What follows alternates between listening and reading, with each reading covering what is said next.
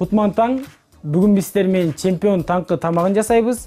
Бизге ал үчүн козу карын, тост, жашылча чөптөр, черри помидору жана жумуртка керек болот.